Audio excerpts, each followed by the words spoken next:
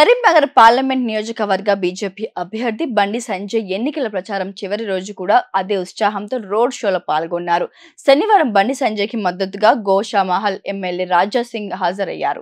Bandi Sanjay రాజాసింగ్ల road షోలకు భారీ ఎత్తున కార్యకర్తలు మరియు ప్రజలు హాజరయ్యారు. రోడ్ షోలో కాంగ్రెస్ మరియు బీఆర్ఎస్ పార్టీలపై బండి సంజయ్ మరియు రాజాసింగ్ నిప్పులు చెరిగారు. తీవ్ర స్థాయిలో ముఖ్యమంత్రి రేవంత్ రెడ్డిపై విమర్శలు చేయడంతో పాటు బీజేపీకి ఓటు వేస్తే దేశ అభివృద్ధి చెందుతుందని, లేదంటే దేశం మళ్లీ వెనక్కి వెళ్తుందని అన్నారు. ఈ సందర్భంగా బండి సంజయ్ మాట్లాడుతూ, నేను అభివృద్ధి గురించి మాట్లాడుతుంటే కేసీఆర్ కరీంనగర్ కు వచ్చి మత చిచ్చు పెట్టిండు. ముస్లింలంతా ఒకటైనా నన్ను ఓడించాలని పిలుపునిచ్చాడు. కాబట్టి ఇప్పుడు హిందువులంతా ఒకటవ్వాలి. హిందువులంతా నా వెంట ఉన్నారనే ధైర్యంతోనే గల్లీ గల్లీలో తిరిగి మీకోసం పోరాడుతున్నా.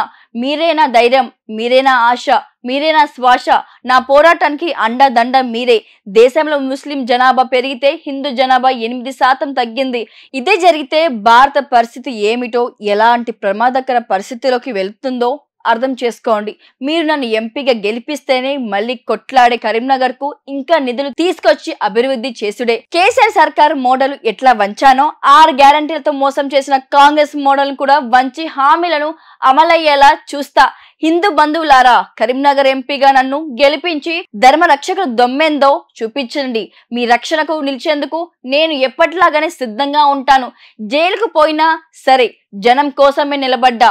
కేసులు పెట్టినా సరే కష్టాలు తోడుగా ఉన్నా. నా ప్రజల కోసం లాఠీ దెబ్బలు తిన్నా. నా వాళ్ళ జోలికొస్తే లాగులు తడిసేలా ఉరికించి నిత్యం మీతోనే ఉంటా అని అన్నారు. బీఆర్ఎస్ అధినేత కేసీఆర్ దేశ ద్రోహానికి పాల్పడ్డారు. ఫోన్ ట్యాపింగ్ కేసులు దొరికిపోతారనే భయంతో కేసీఆర్ సీఎం గా ఉన్న సమయంలో ఇంటెలిజెన్స్ వద్ద ఉన్న దేశ భద్రత డేటాను ధ్వంసం చేశారన్నారు.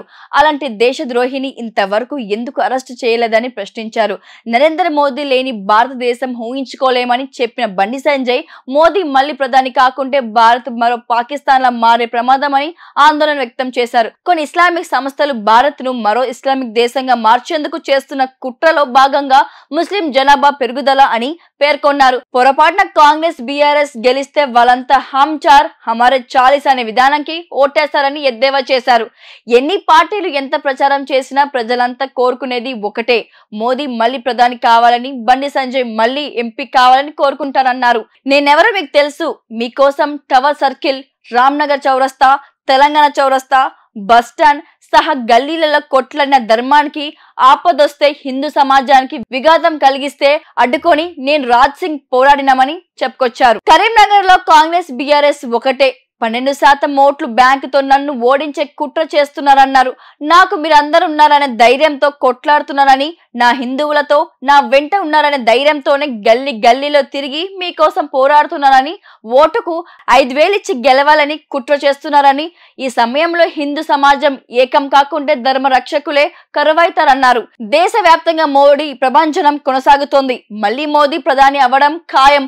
అందుకే ఎంపీగా నన్ను గెలిపిస్తేనే ఖచ్చితంగా మోడీ వద్ద కూర్చొని అయినా కరీంనగర్ కు పెద్ద ఎత్తున అభివృద్ధి నిధులను మరియు ప్రాజెక్టులను తీసుకుని వస్తాను అంటూ బండి సంజయ్ హామీ ఇచ్చారు.